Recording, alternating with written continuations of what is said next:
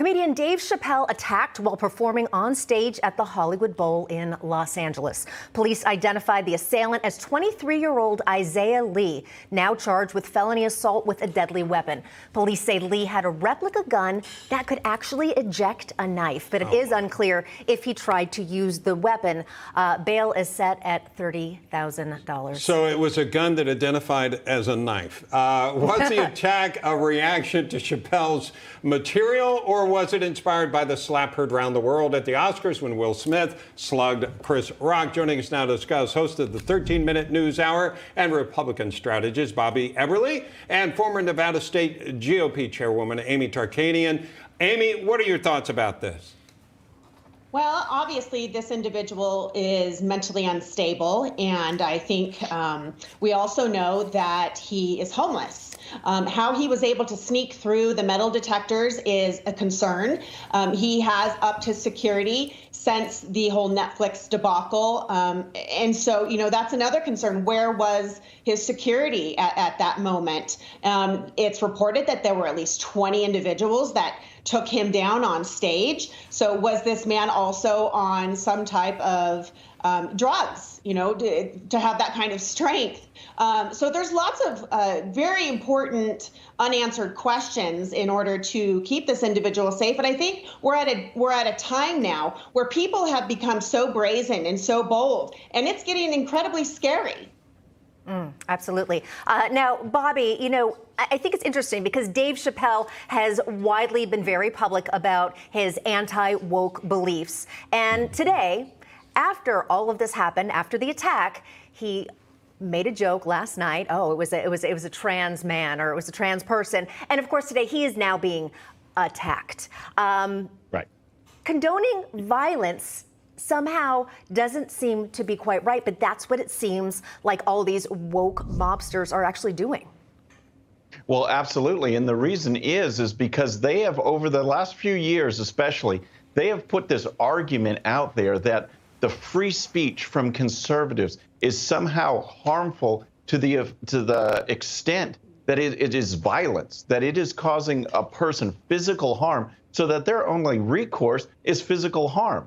They will combat words with punches and Molotov cocktails and violence and flipping cars over and just incident after incident, all in the name of stifling free speech. And Chappelle, I mean, he is a perfect example. He gets up on stage as a comedian where, you know, it's an equal opportunity insulter, right? But the left gets part of these issues and they just go crazy and want to cancel him. But what we've really seen over this last year is that American people have had enough. The woke cancel culture is about to be canceled. You know who Dave Chappelle needed there? Needed Amy. Take a look at this shot we have. Amy, maybe you could tell us more about this. Apparently you're a fan from way back, and a lot of folks love Dave Chappelle. He's been funny for a very long time.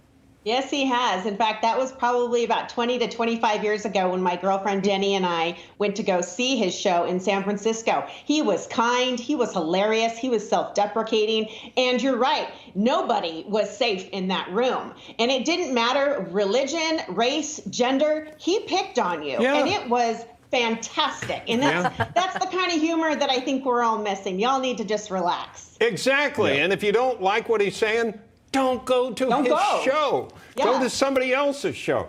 Bobby, Amy, stand by if you will. We're going to take a break and come back. Bobby, I wanted to start with you on this conversation. Since this leaked Roe v. Wade overturned document from the Supreme Court got out, it's all we've been talking about. It's all the Democrats actually want to talk about when you think about it, because they want to play this game. So let's do it a little differently. Let's say, what are we not talking about right now because the subject has changed?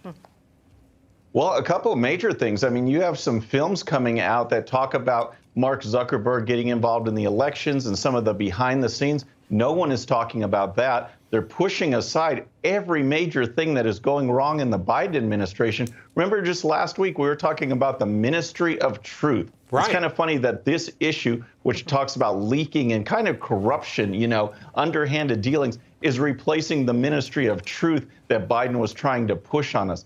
There are a host of issues that you already know the Democrats are going to try and ride to November. That's their hope right now in May. That's not going to happen. The American people are focused on the economy, the border, this inflation, gas prices, and their children, the safety and security of what's going on in their neighborhoods. This is a flash that the Democrats want right now. I mean, they're rioting in L.A. California is never going to change, but it's just another excuse for people in L.A. to riot. But it's going to fade, and we'll be back to the issues.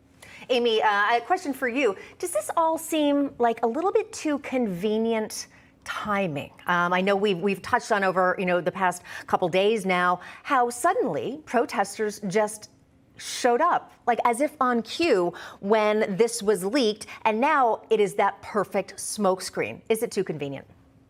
Yes, I mean, the mob justice was ready to do a flash mob, if you will, from the sidelines as soon as the leak was released. And, instead of talking about abortion, you just had in the prior segment before us a breaking news segment with Jerome Powell, the federal chair, who increased our interest rates. Why aren't we now focused on that more? Because that's going to affect everyone despite your party affiliation.